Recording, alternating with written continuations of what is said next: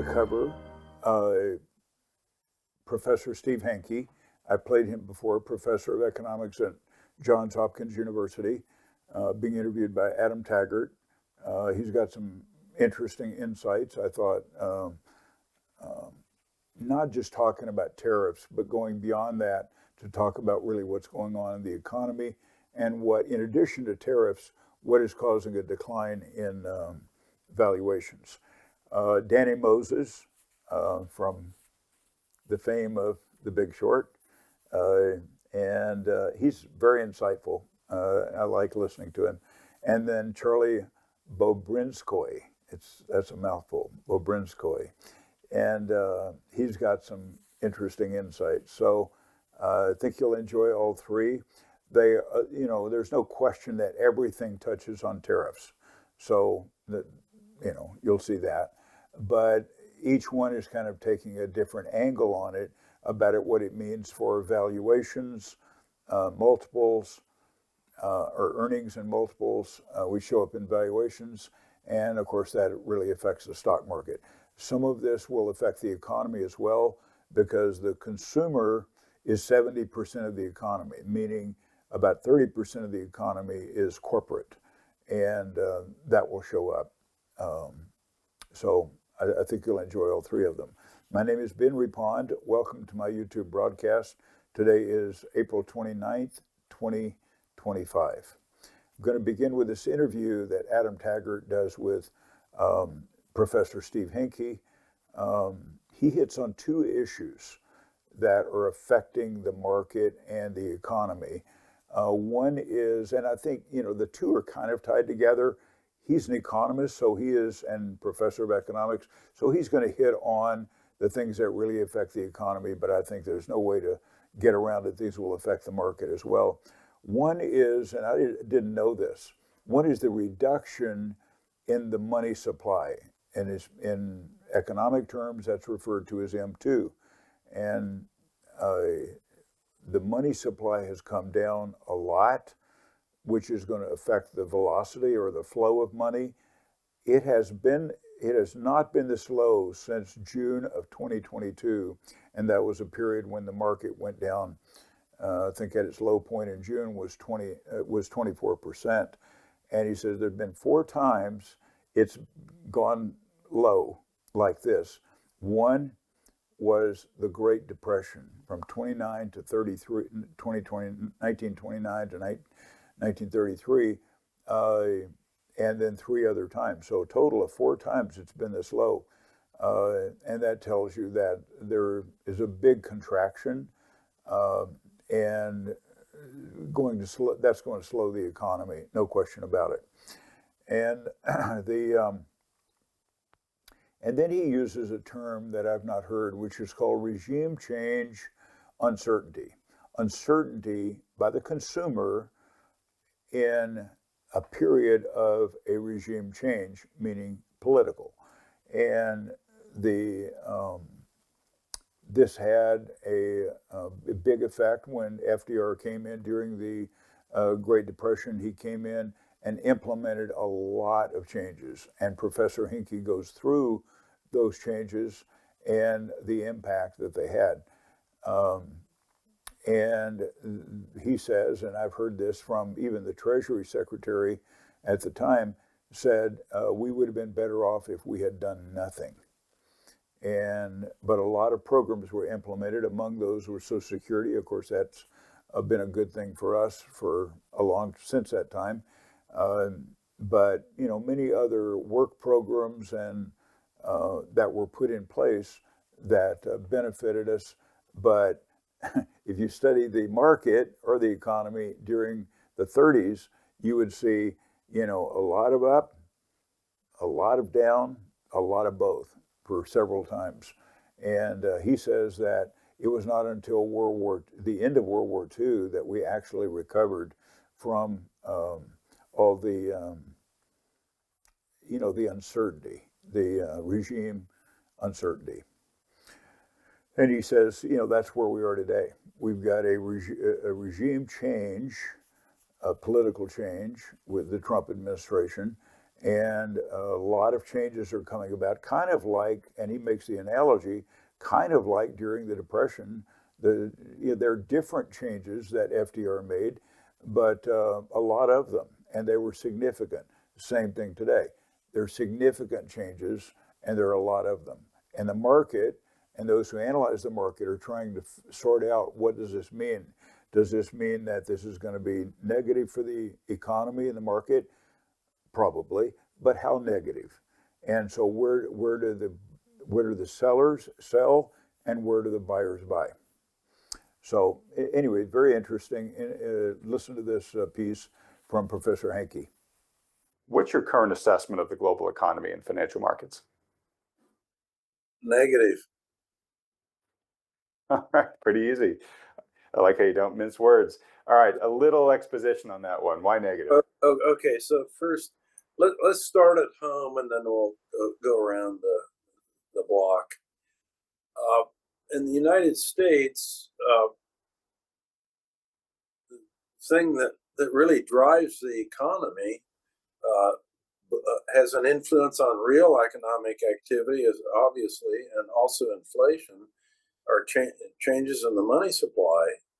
And what we've had since about the summer of 2022, the Fed has thrown things in reverse, and we've had a contraction in the money supply, and the stock of money in the United States now, measured by M2, that's the broadest measure the Fed has, is actually lower than it was in June of 2022. That kind of contraction, Adam, has only happened 4 times since the Fed was founded in 1913, and all 4 times we had recessions that followed the money supply contraction. And actually, one of the 4 times was 1929, 1933. You know what happened then? We had a Great Depression. Of course, the money supply really contracted. It went down by about 38% in the Great Depression era. So a slowdown is pretty much baked in the cake, because the way it works, you get the change in the money supply, the slowdown in the money supply, and then it takes a while for it to transmit into the economy. And it's taken actually quite a while this time. I thought we'd be slowing down before now. The reason we didn't slow down quite as fast as we normally do is that after the pandemic, the Fed goosed the money supply so much that there was so much excess cash balances in the system that it took a while for that excess to burn off, and it did burn off late last summer, and now we're kind of running on fumes, shall we say. So that's the background in the United States. In addition to that, of course, we've got a new administration in which there are a lot of changes being made, and something called regime uncertainty, I think, is setting in. And what I mean by that is that it's all the rules of the game are kind of changing, and people become very uncertain about their private property rights and the rights that they have. They might own the title to something, but the question is, well, what's the free cash flow going to be from that, whatever it happens to be? So we have this regime uncertainty, which it's different than uncertainty. Uncertainty is kind of spotty, this thing and that thing could happen. But regime uncertainty basically means, you're upsetting the apple cart, changing everything. The best example of regime change uncertainty in the United States was the New Deal with Franklin Delano Roosevelt. Now, remember that the propaganda about the New Deal was happy days are here again. Well, it wasn't so great. There was a lot of regime uncertainty. There was nationalization of property, big changes in the tax code, changes in union rights, et cetera, et cetera, et cetera. Many things were changing. Many new bureaus and agencies were set up, and the expansion of the U.S. government was quite large.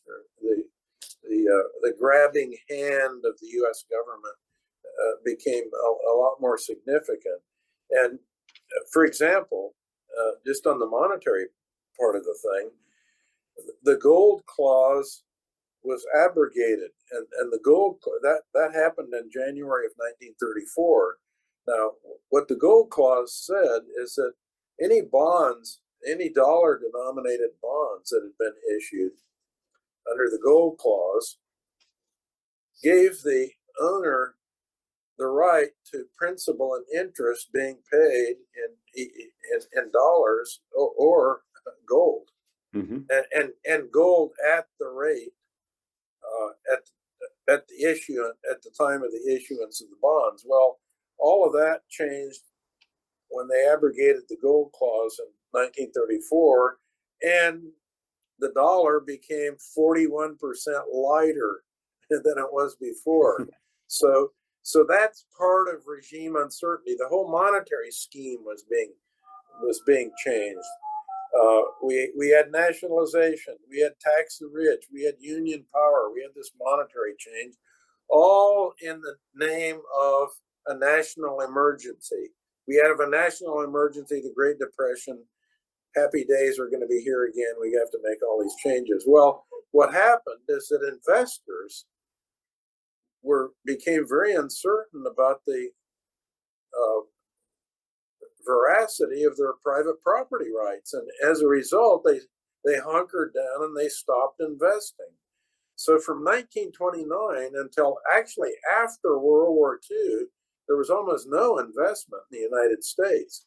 And what the regime uncertainty did, in a nutshell, it elongated the Great Depression. It made the Great Depression last much longer than it would have if we hadn't had all these regime changes. So that's what we have with the current Trump administration. Okay. If you watch the movie The Big Short, many people have, you know the name Danny Moses. You know, in addition to, some others there, he was recruited as a trader and starred in that movie. And he's now, working on Wall Street, and he has a lot. I think he has a lot to say. He's very insightful. So this piece will be an interview with Danny Moses. He says that no question about it, tariffs will have a big effect on earnings and therefore on valuations. What happens with earnings is if earnings come down or go up, then you have a multiple, the multiple times those earnings going up or down. So if earnings come down and the multiple comes down, it's a compounded effect to bring stock prices down. And he says, no question about it. That the effect on how the U.S. will be viewed as a trading partner. And so we know the major nations where tariffs are an issue, they're being worked on. How will it work out? We don't know. But we are, when you think of Mexico and Canada and China and India and so forth, we are significant trading partners with those countries. And so if we are viewed negatively by our trading partners, that is not going to be good for the U.S. economy. So he comments on all of this. So take a listen to Danny Moses. Danny, I want to start out by asking you, it seems to me that the market only cares about tariffs. Like anything that normally would be newsworthy, a hot inflation print, a bank releasing horrible earnings or really good earnings that would normally move the market a little bit and get people talking about it. No one cares. They only care about the U.S. Trade Representative website and President Donald Trump's Truth Social account and his executive orders, all with regards to tariffs. Do I have that roughly right? And do you think the market is too obsessed with tariff talk? It's funny. I was just thinking about this this morning, and I think the tariffs have masked some of the other issues which we were already dealing with. So I had been talking about kind of the Doge cuts that have been going on even prior to the tariffs and the impact that would have in the private sector on its own.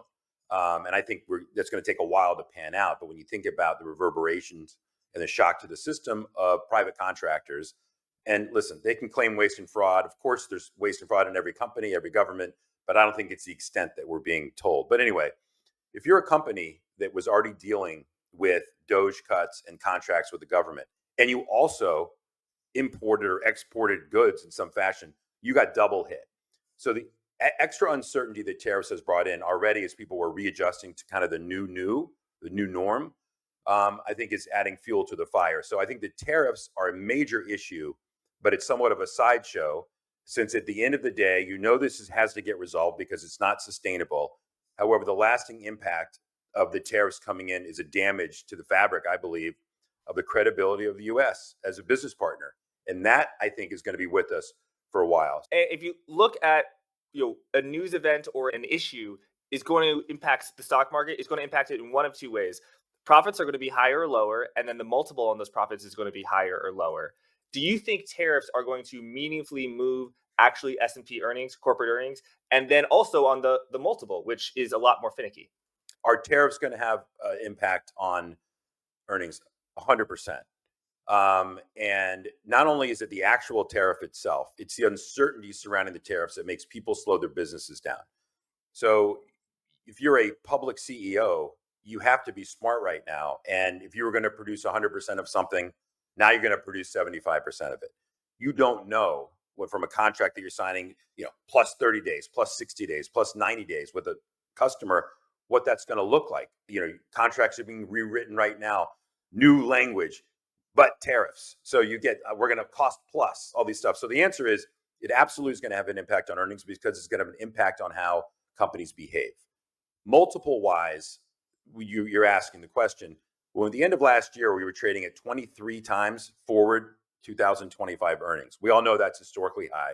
It doesn't mean that the market's going to go down, but that's telling you that people believe the growth was going to remain, the Fed was going to cut rates, and we're going to grow into that multiple.